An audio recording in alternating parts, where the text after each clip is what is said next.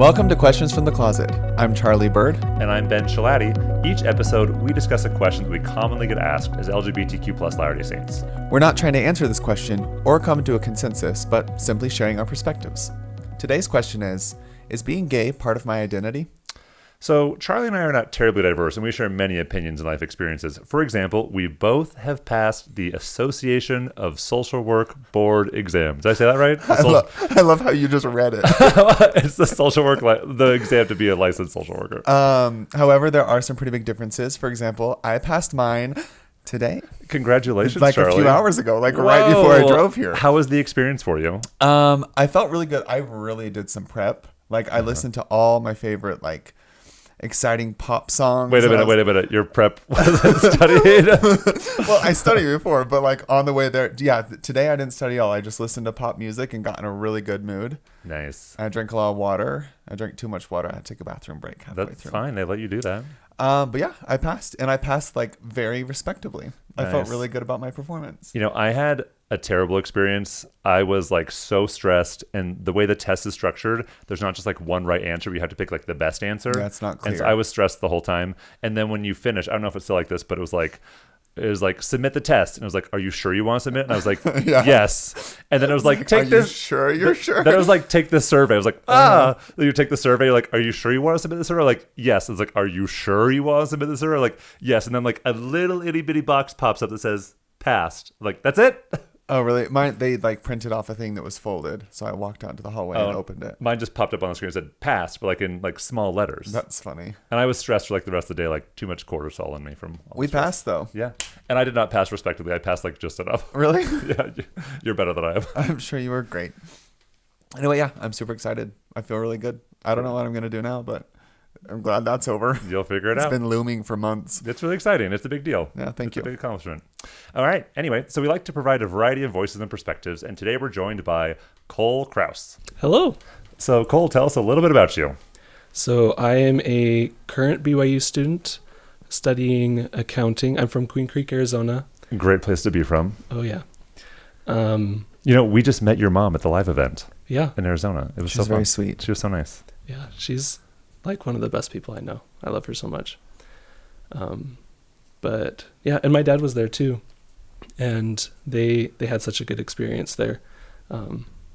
Especially seeing me through my coming out process and listening to your podcast and reading Charlie's book.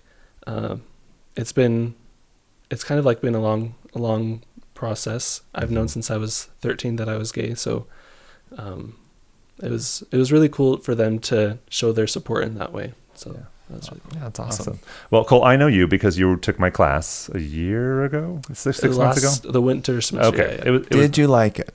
I loved it. It was awesome. How was it? How were the days when Charlie sucked? Those were the best days. How was your professor though? He's awesome. Thank you.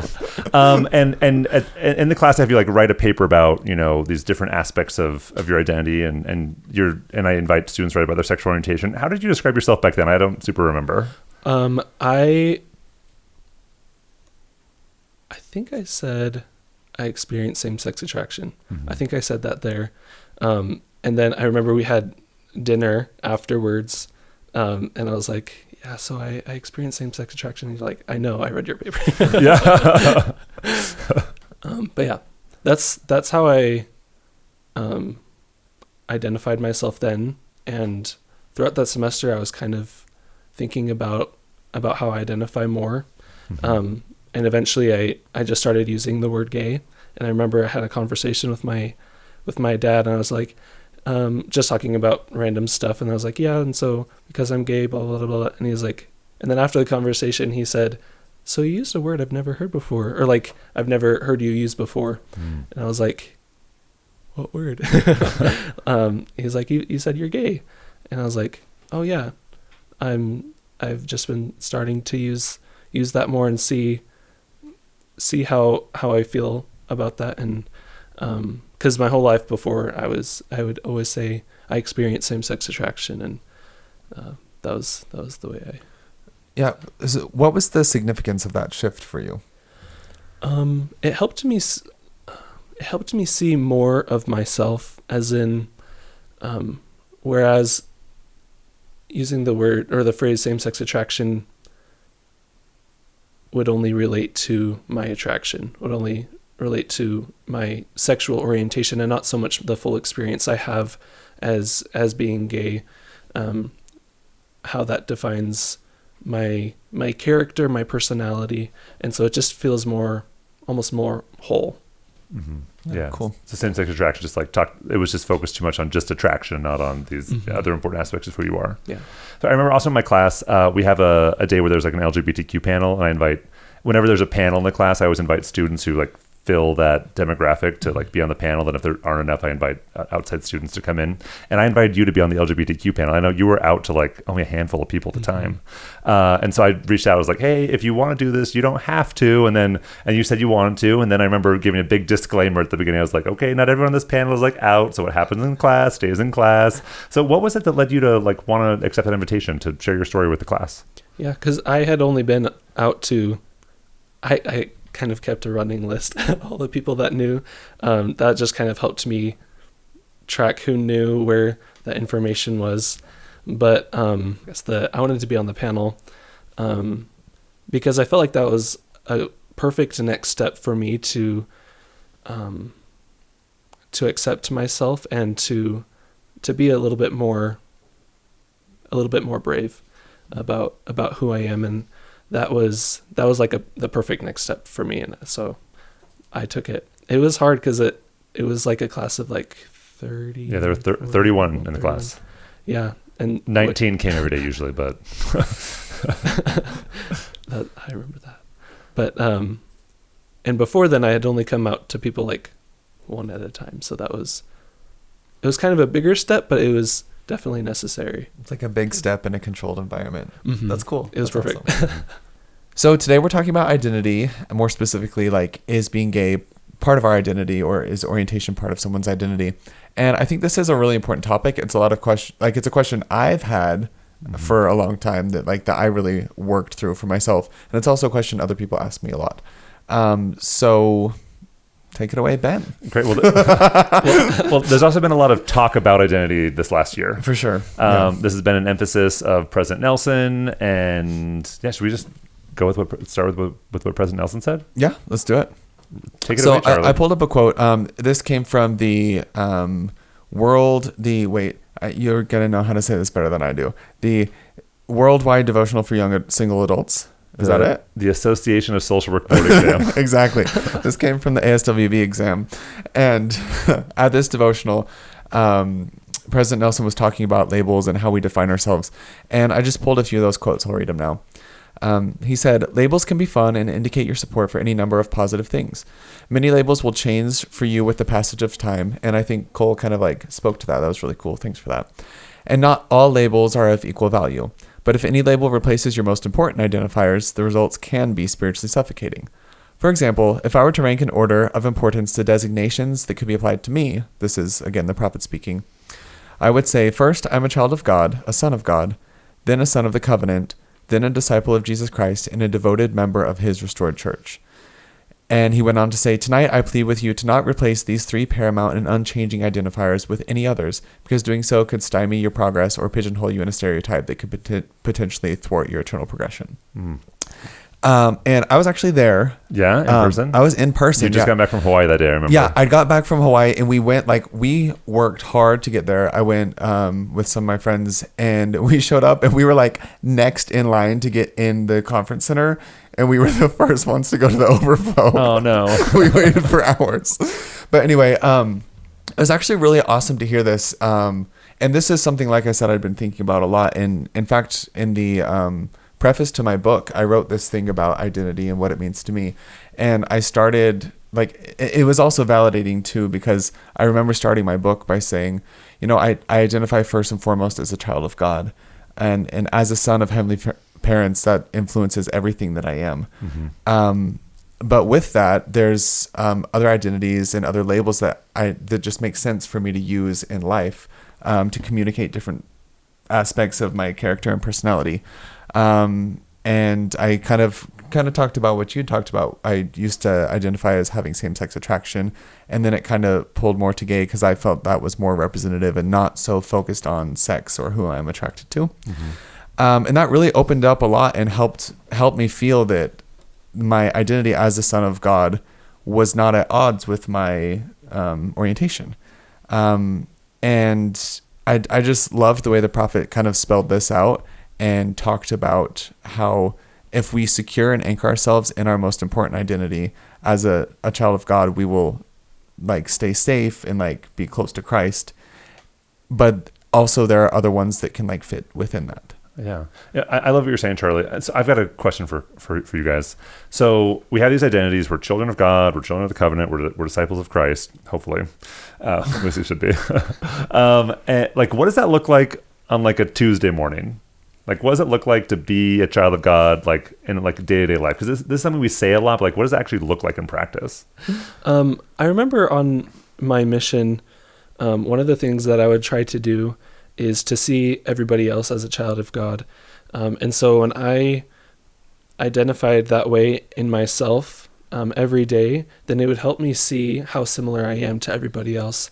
And it's almost like it's easier it was easier to do that work because automatically like I had that love for them, for the people that I was teaching. And so being a child of God to me is everything, and it helps me see the world around me in such a better light, I guess. Mm-hmm. Yeah. I was kind of thinking about my experience in high school. I had 2 older sisters, and then my parents were very involved in the community. So by the time I got there, like I was the 3rd bird, like I'm the next bird at school. So there was already kind of this like reputation, almost like this expectation. And it was a really good one because my parents and my older siblings both worked so hard and like made so many like important moves in the community and in the school.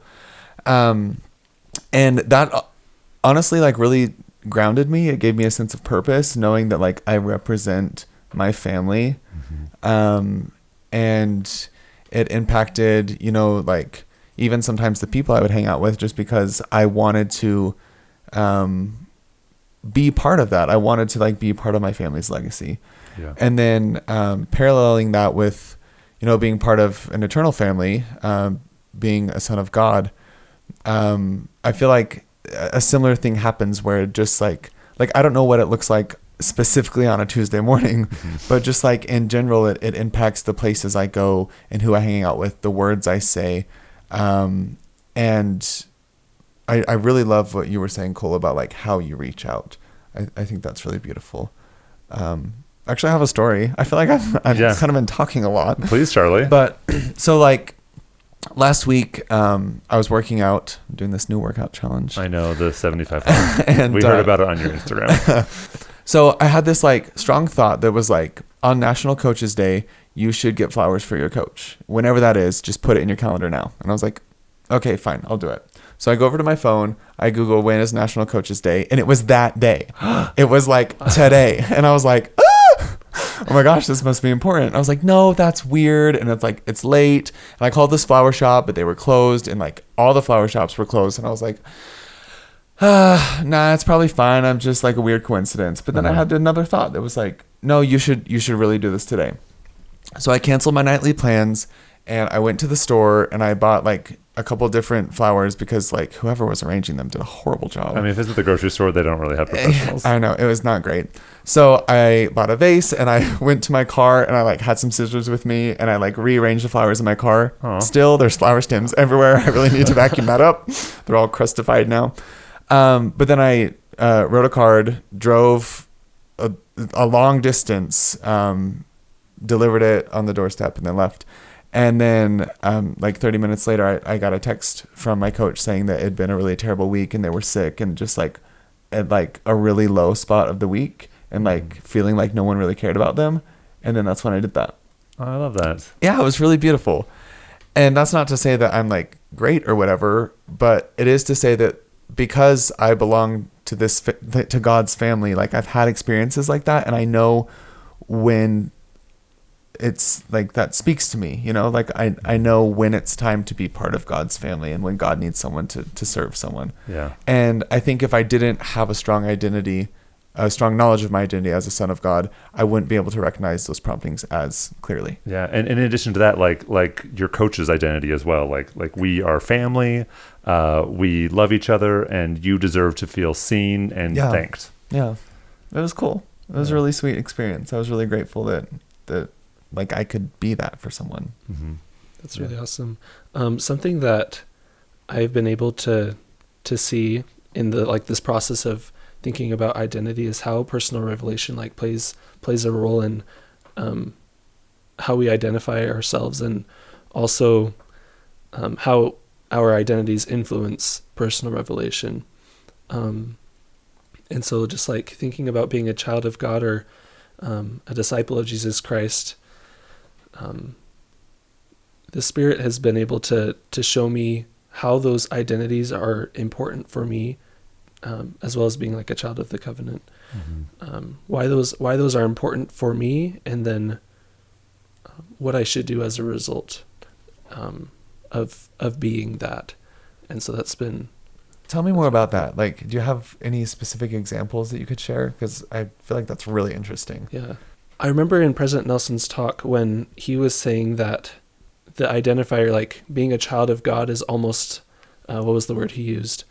It's almost like a slogan instead of something that's like deeply ingrained into your heart. Mm-hmm. Something to it's like a little bit fickle almost. And I've noticed that, like singing "I'm a child of God" super frequently, but. So I had the opportunity to be an FSY counselor this last summer, and that was such an amazing experience. And one of the things that they taught us to do, and one of the things that President Nelson actually did, was emphasize the importance of identity at FSY when we were teaching them. President Nelson gave a little pep talk for the week at the beginning. It was just like a video of him talking about how important being a child of God is. And so as I would go about the week, I would try to remember that. I would try to remember these are children of God. That would help a lot when they were kind of being rambunctious, as children are wont to be. I can be patient. Yeah. And the Spirit would help me know when to emphasize that. It would help. He would help me know why it was important for them to know, and then in those moments of when I would teach them, or even in just like walking with them to certain places, it'd be like, hey, or like let them know that they are a child of heavenly parents, and what that means to you. And something really cool that I was able to see is at the end of the week we have a testimony meeting. Where the youth have the opportunity to share what they know.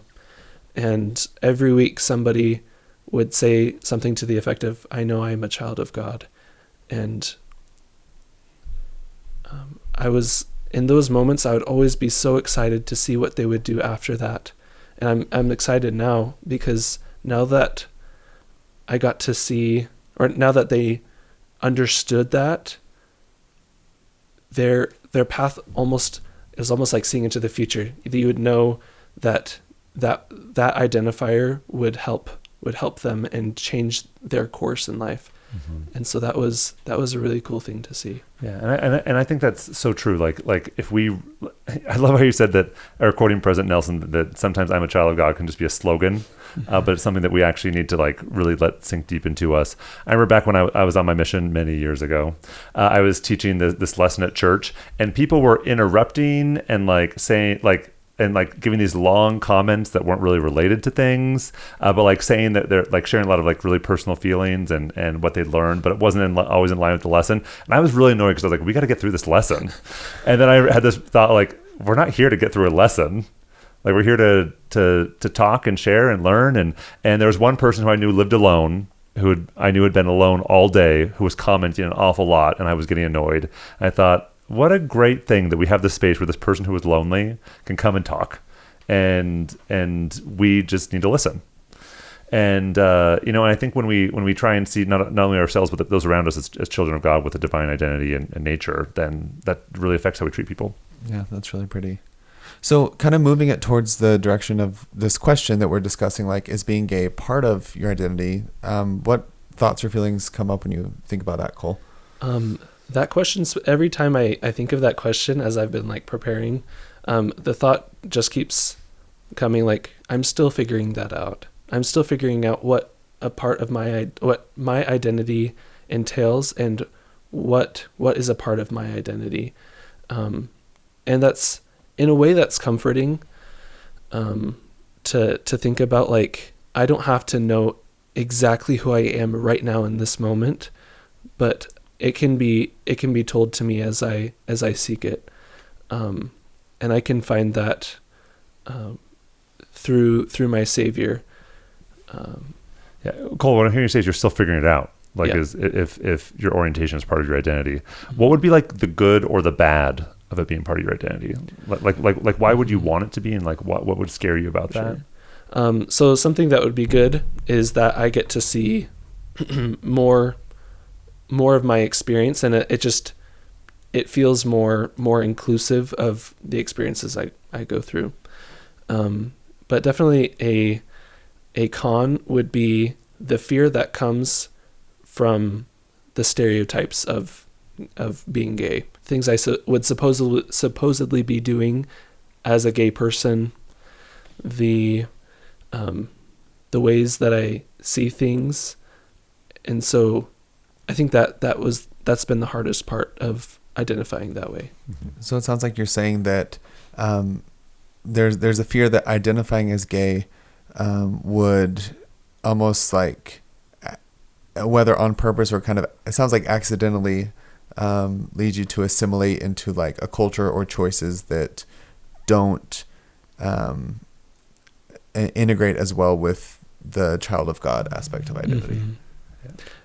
Yeah, and I felt very similarly. Like, I didn't start self-identifying as gay till I was like 29, 30, and that's because I'd read all these blogs of people who were like, I experienced same-sex attraction. They're like, and now I'm gay, and then they left the church. And I thought that, like, that was the progression. Like, once you take on this identity label, then it's like, well, you're just bound to leave the church. And so I was really afraid that was going to happen to me. But then when I was about, around that time, I know this isn't the same for everyone, but like for me, the term same-sex attraction reminds me of those times when I've been taught that my orientation was a trial, a temptation, and an affliction of this life that wouldn't exist in the next life. And so I just, those were the years when I would have rather been dead and straight than alive and gay. And so that term like carries all that baggage for me. And so for me, like, when I started calling myself gay, what I was telling myself was, I'm going to live my best life the way Heavenly Father sent me to earth. And for me, that was super empowering. And, maybe it wouldn't have been the same way if I had taken on the label earlier, but for me, that's what happened. Yeah. Well, and I feel like that's kind of like the power in this quote that I read earlier, in that he's saying, like, labels can be important and they're not all of equal value, but they can associate you with positive things, but just make sure you don't let any label or identifier supersede these most important ones, these grounded ones. And something you were saying just kind of reminded me, I was thinking about my identity and just the way that, like, my identity has stayed constant in the way that it's shifted. In that, like, I used to identify with like my high school, and then with, being a missionary, and then with being at BYU, or like where I've lived or what job I'm doing. So that's like a part of like identity, but that's one that changes, right? It's one that is subject to choice. And I feel that for me, my orientation, well, I've also had some different like ways that I've labeled it, is something that hasn't changed. It's been a constant through my life. And so it kind of like moves up in importance as far as how it impacts me, how I feel, how I fit in the world. And so like that becomes, an unchanging part of my identity. And I also had that fear that if I said I was gay, then that would mean XYZ, I have to do these things, or that I would just drift. I think I was mostly afraid of drift. Yeah. Because there is like a strong social and cultural connotation with being a gay man. Mm-hmm.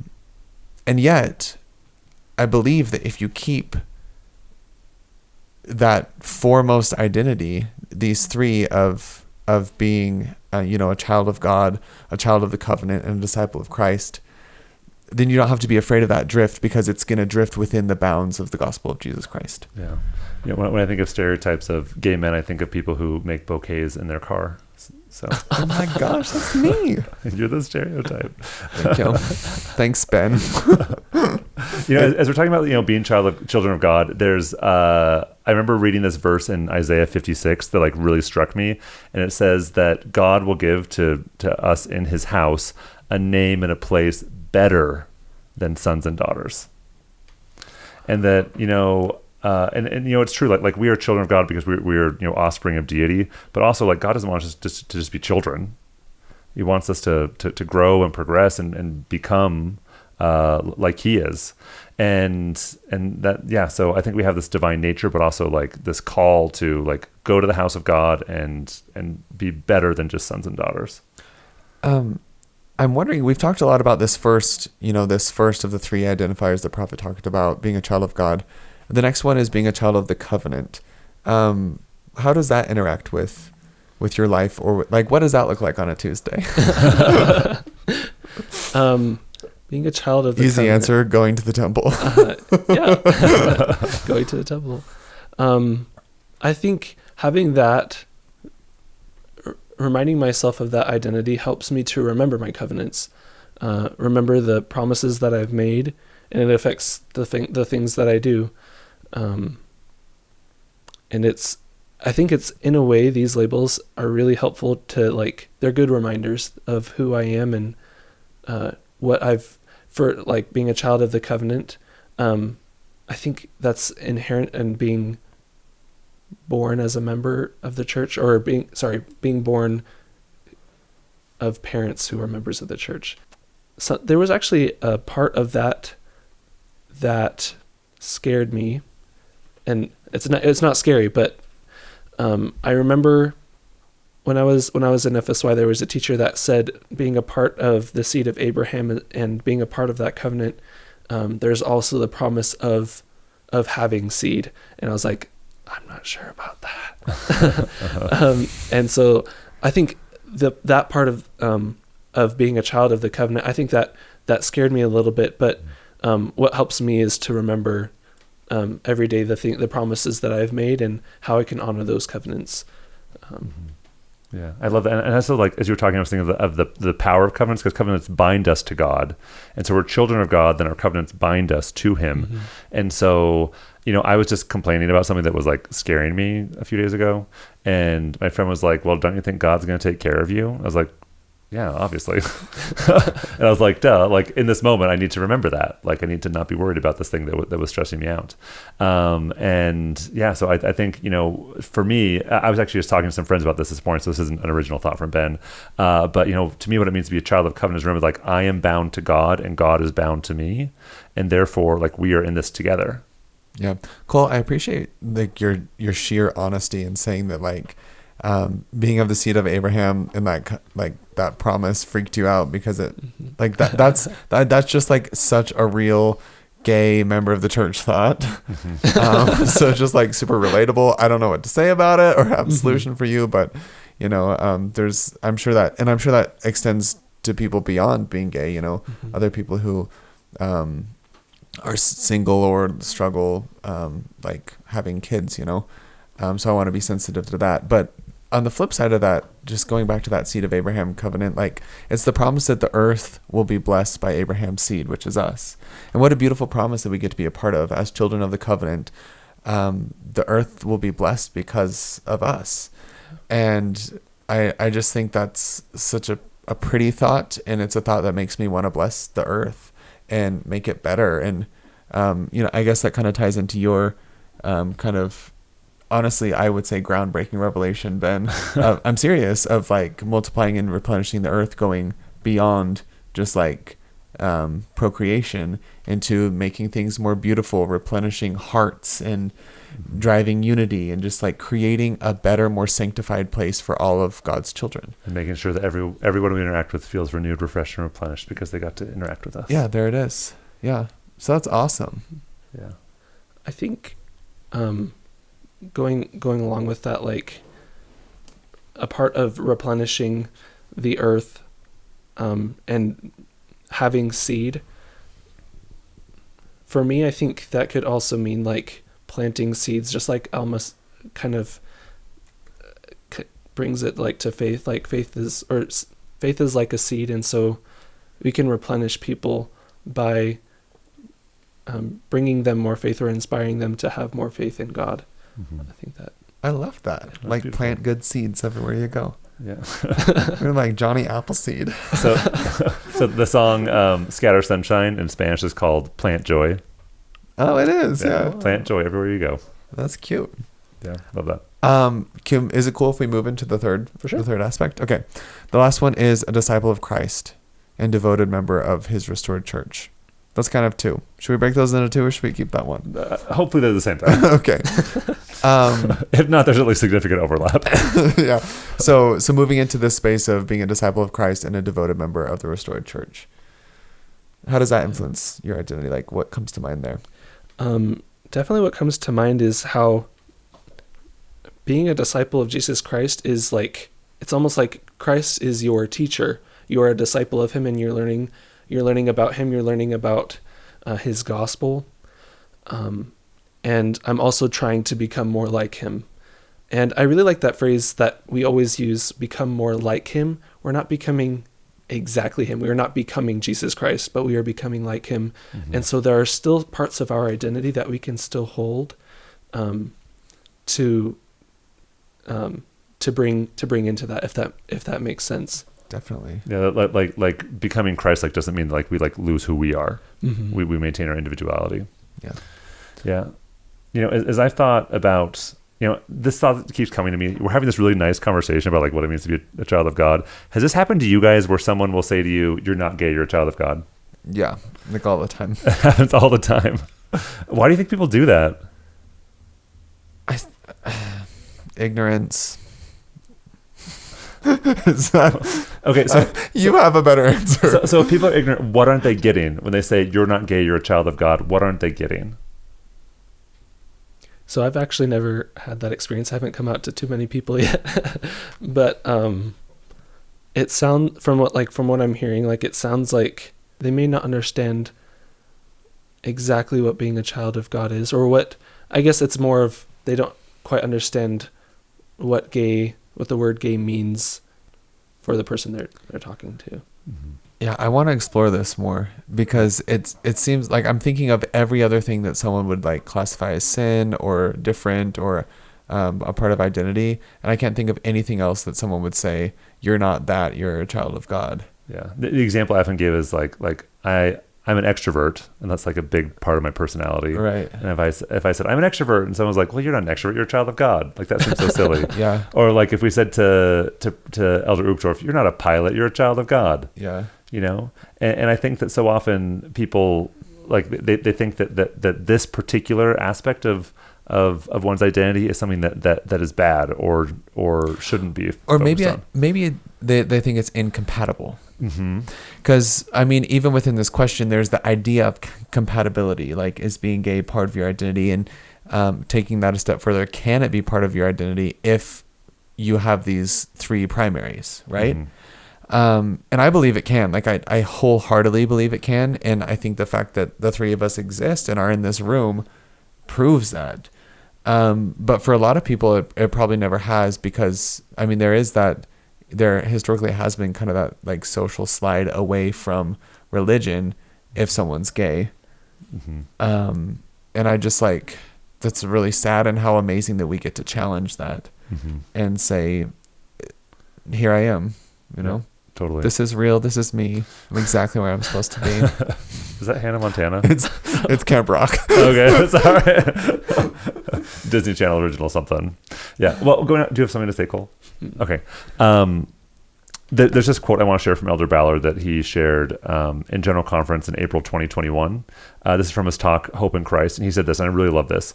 He said, "Because we are the spirit children of God, everyone has a divine origin, nature, and potential. Each of us is a beloved spirit, son or daughter of heavenly parents. This is our identity. This is who we really are." You know, going along with all we've been talking about. Then he goes on to say this: "Our spiritual identity is enhanced as we understand our many mortal identities, including ethnic, cultural, or national heritage. I love the idea that like our spiritual selves become enhanced as we look at who we are now. That's pretty. Then he says, this sense of spiritual and cultural identity, love, and belonging can inspire hope and love for Jesus Christ. I love this idea that the different aspects of who we are can inspire hope and faith and love in Jesus Christ. Cole, do you feel like being gay has inspired faith and hope in Jesus Christ? Yes. Tell us about that. It's definitely helped me be more inspired. As I've gotten to know more about who I am, it helps me appreciate myself more in that I'm appreciating what God created. And so appreciating, like going on a walk for nature, like or a walk in nature, the more I appreciate God's creations, the more inspired I am, the more I feel like, the more faith I have because of that. And so as I've come to appreciate myself more and see the qualities that I have that God put in my heart, and in my being, it's helped me love him more. I know that if I hadn't had the experiences that I've experienced, as a result of being gay, I know I wouldn't be as empathetic of a person or gentle or kind. And so when I accept that this part of who I am has helped me become more like my Savior, it helps me appreciate him and my Heavenly Father for how he created me. Yeah. Can you give us an example, like how that's worked for you in your life? Like how is being gay, like how has it done that for you? How has it like deepened your faith and your love for God? Yeah. I consider it almost like a spiritual gift. I do consider it as a spiritual gift that I have. Because I've noticed that when I talk with people or when I hear what people say about me, I remember in seminary, a long time ago, we were just kind of giving out compliments to the class, about just random people in the class. It was just kind of like a good team building exercise. But somebody in my ward that, I never would have thought would say anything about me, he just kind of said, I have never ever met someone as kind as Cole. I've never heard him say a single mean thing about anybody else. And kind of looking back on that, even though in that time I was still like saying, oh, I struggle with same-sex attraction. This is like a trial that I have. Looking back, I can see how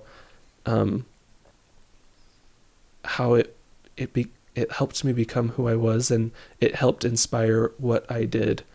And people recognize that, and it's so interesting to see how people may put that down, like maybe say, okay, you're not a child of God, or sorry, you're not gay, you're a child of God, when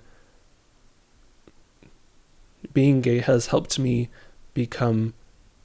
recognize I am a child of God. Mm-hmm. Yeah. As you were talking, I was just thinking about like what my orientation has done for me. And I remember just like before I came out to my close friends and then coming out publicly, just like asking like God like not to require that of me because I didn't want to. As much as I love attention. and the really cool thing is like my orientation has now become the main vehicle through which I bear my testimony. And like what a cool thing that is. I get to like go around and tell people about my experiences with God, and part of that is because of my orientation. And I think that's really beautiful.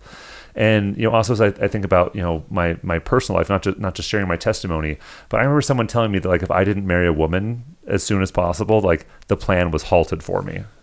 And I remember thinking, really? And I was like, well, I'm gonna see if it's true. So I pulled out my Book of Mormon, which has it talks about the plan of salvation, and I read every chapter about the plan of salvation to see how I fit in, and then I was like, well, how do I fit in here to this plan? I saw I really do fit in. And I think this, be like my orientation has given me a space where I don't often feel like I fit in. Like church isn't easy, mm-hmm. and the gospel isn't easy. So therefore I have to do a lot of work to like figure out like where I fit, and it's really helped me have a stronger relationship with God, because I feel like I've needed it to be able to move forward. Yeah. I want to note a couple things that I thought of when you were talking. The first was like just imagining the expansion in your view of God's love. Just thinking, for me, I hated myself. I hated this aspect of me. And the first person who I felt love it was my Heavenly Father. And that really expanded my view of God's love, because if it could reach far enough to get to somebody like me, it must be all encompassing. And like that idea made sense for the first time. And then, well, I don't know. I just got emotional there, and I forgot the next thing I was going to say to you. Charlie, where's that emotion coming from? It's gratitude. It's gratitude for a God who loves me. And it's gratitude for a God who showed me that I can be myself and still be loved by heaven. That I'm not a mistake. And you know, I lived there for so long, and I don't live there anymore. But sometimes, I guess, like right now, when I think about what that was like and reconnect with that younger version of myself, I'm just like, it's so tragic, but then it turns into such a beautiful miracle. You said something about like find you. Oh, and then the other thing I was going to say is, as far as like you halting the plan of salvation, like I'm pretty sure God's plan is better than like one Ben Shalati being able to halt it. I don't know. I'm pretty good. So just gonna leave that there. I think what this person meant was like, it was like halted for me personally. You. Yeah. Not that I was going to like thwart the work of God. Yeah. Can you read the back end of that quote one more time? Yes. So Elder Ballard said, "Our spiritual identity is enhanced as we understand our many mortal identities, including ethnic, cultural, or national heritage. This sense of spiritual and cultural identity, love, and belonging can inspire hope and love for Jesus Christ." I think that's so awesome. And what it reminded me of was learning Spanish, and that like I've always, or prior to learning Spanish, I'd always viewed the world and language through English, right? And like even like some slang, like figure things out. But one of the most beautiful things about learning a different language is there's words that capture different experiences and feelings differently in new ways. And just even like the most basic, like in English, the word for love is love, but in Spanish, there's multiple different words that describe different types of love. And I was just like, wow, that's so cool. It's like bigger, And so I feel like in a analogous way, me accepting my orientation has like given me a new lens where I can like see things in a newer light and like gain more appreciation for different aspects of the gospel. And that's just another way that learning more about who I am has grown me closer to Christ. Yeah. Do you guys feel like your orientations or identity labels have taken you farther away from God? Has that ever happened to you? Farther away? Yeah. Like led you away? I think the only time that it has is when I would shame myself because of it. When I wouldn't see myself, then in that moment I wouldn't be appreciating what God has created. And of course I didn't know that, like, that I shouldn't have been shaming myself. But I think in that moment it was hard for me to see God's love. So what I was thinking was, like, has my orientation taken me farther from God? Honestly, no. Like, I don't think it has. Like, I've always prayed. I've always had a lot of faith. And like, even in my younger years, when I was like filled with like a lot of shame and self-hatred, I wasn't like, God, why do you hate me? It was like, what's the purpose of this? Like, it was just like a lot of questioning, like wondering, like, why is this happening? Not like, do you love me? Am I your child? Like, I never had those worries. But what it has done at times is created in me like distance between me and the church, because I felt like I didn't belong there. Like, I never felt like I didn't belong with God, but there have been times when I felt like I didn't belong like with the Latter-day Saint people. And thankfully, in those moments where that's happened, there have always been people who have like pulled me in and like helped me know that like I do belong and I have a place. And so I've learned, when I get to those places where like I feel like I don't fit in, I need to reach out to people and let them show that they love and care about me. And in the end, like in the long run, those have been moments and times. But in the end, I don't think my orientation has taken me farther from God at all. I think it's actually brought me much closer, and it's also strengthened my testimony of the restoration. It's funny because as I'm thinking about this question that you posed, I'm thinking of a couple instances where I feel like it kind of did, and I'm like trying to like analyze that in myself. And I think what it was is times when like social pressure or expectation or just like lack of direction or role models like took me to a place that felt far from God or that was scary. And I think it was because of this like idea of like letting that label and like everything that I was attaching to it grow to be a little too big. Like basically like letting other people define that, what that looks like for me, rather than me defining it myself. I think that's good. That's really hook good. into that. Stay there because I got to finish and then I want to go back to that. But it's interesting because in these experiences I'm thinking of, every time God was always right there. Like if I was like, I'm scared, where's God? He was like, I'm right here. Like I'm here. And so again, just like, I'm just feeling overwhelmingly grateful for that expansiveness of God's love. Because even when I like was led to places that terrified me, I would say, God, where are you? And he's like, I'm here. Like turn around. I'm right here.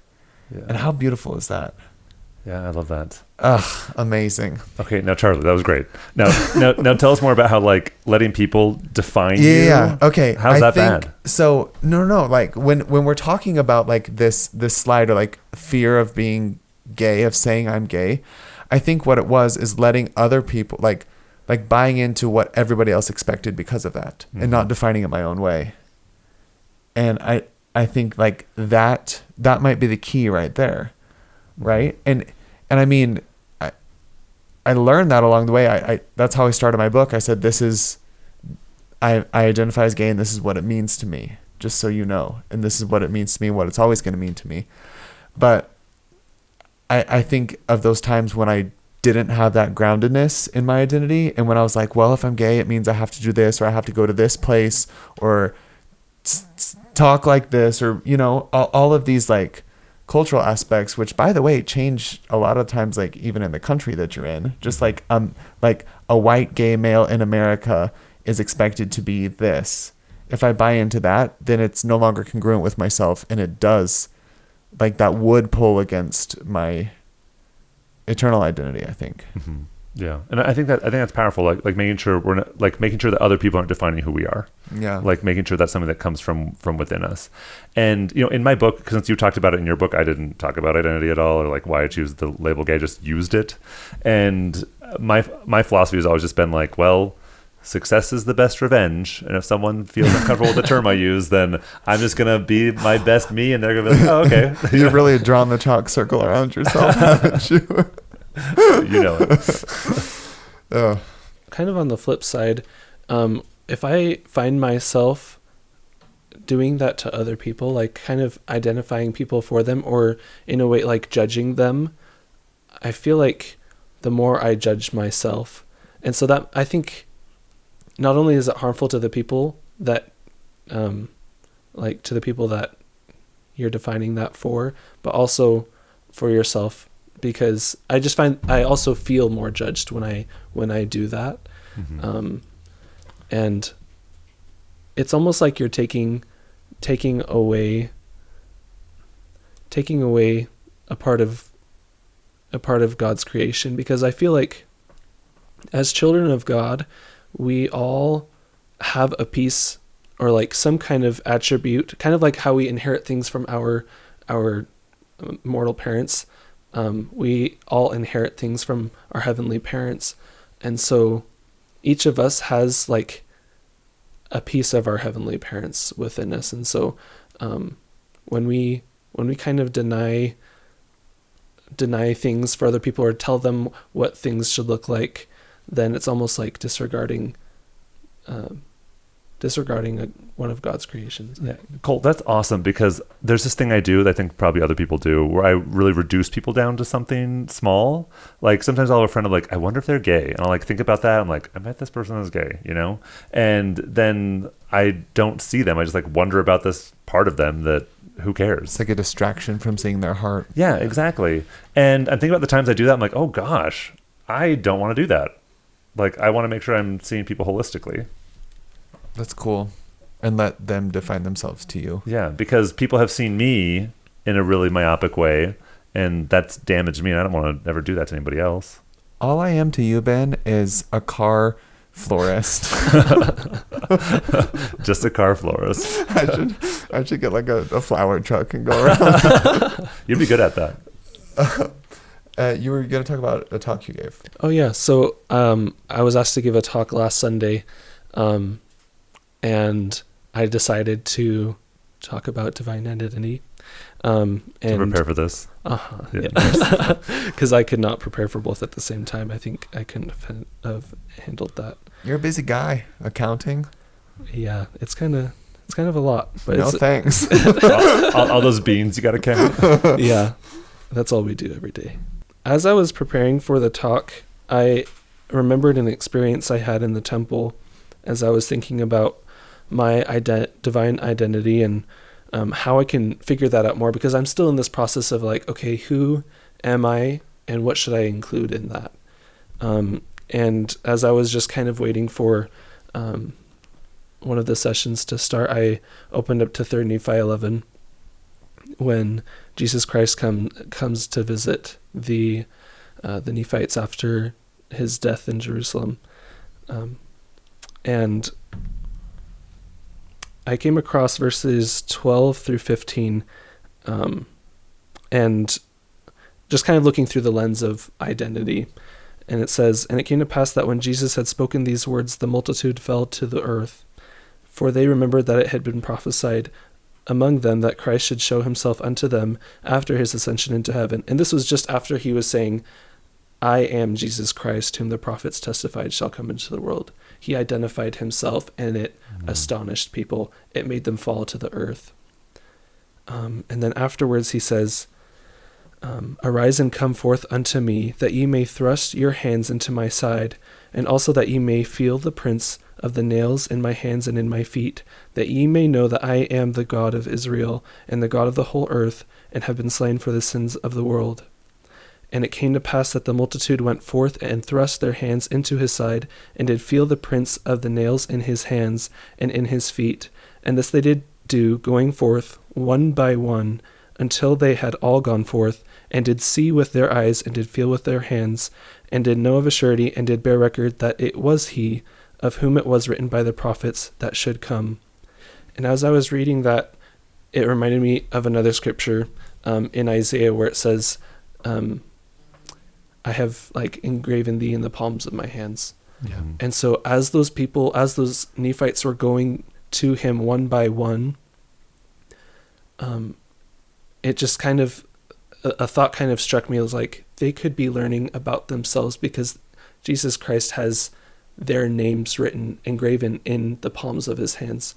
And so when they go forth one by one to see that, they are finding more about themselves and their identity through Jesus Christ.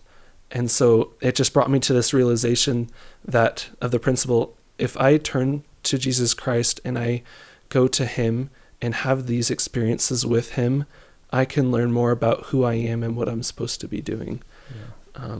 And that was just such a powerful experience that I had. And I'm excited to see more of myself through Jesus Christ in that way. That's beautiful. I love that. So you want to hear my theory? I want to hear it. Okay, I'm going to tell you my theory. So obviously identity has been talked about a lot recently from the prophet and from the apostles. And I think like there's been a lot of conference talks, devotionals, a lot focused on identity. And I think it's because like what greater tool could the adversary have than to confuse us of who we are? Mm-hmm. Like this grounding force that we've all talked about, that's like got us to serve people and beautify the earth and build relationships and heal ourselves and become more hopeful people. That has all been grounded in our identity as children of God, as, covenant keepers, as disciples of Christ. And so it just makes total sense that like the adversary, if he can confuse that one spot, then everything else starts falling away. There's less beauty in the world. There's less service. There's less hope. There's less healing. And just how I don't know. I guess I'm grateful that we have leaders that, are seeing this and are, spelling this out in it. Like, honestly, it's a pretty easy, like 1, 2, 3 way, like make sure these are set and then you're going to be in a good spot. But also like the power that leaning into that identity has against darkness. But yeah, I feel like that's why all of this confusion is happening, because it's such an obvious tool, Mm-hmm. Yeah. Build on that true base, and then like start with that base and then build off of that. Yeah. How firm a foundation. Do you have any final thoughts, Cole? I think another reason why they're kind of emphasizing identity more, as well as because it's in a way preparing the world for Jesus Christ when he comes, so that we can recognize him and we can remember who we are in our relationship with him. A really, really cool experience I had at FSY. At the end of each week, we also have this big music devotional. And I was just kind of in the congregation, just kind of looking around.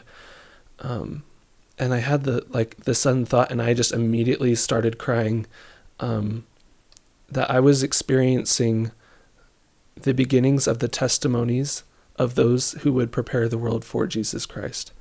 And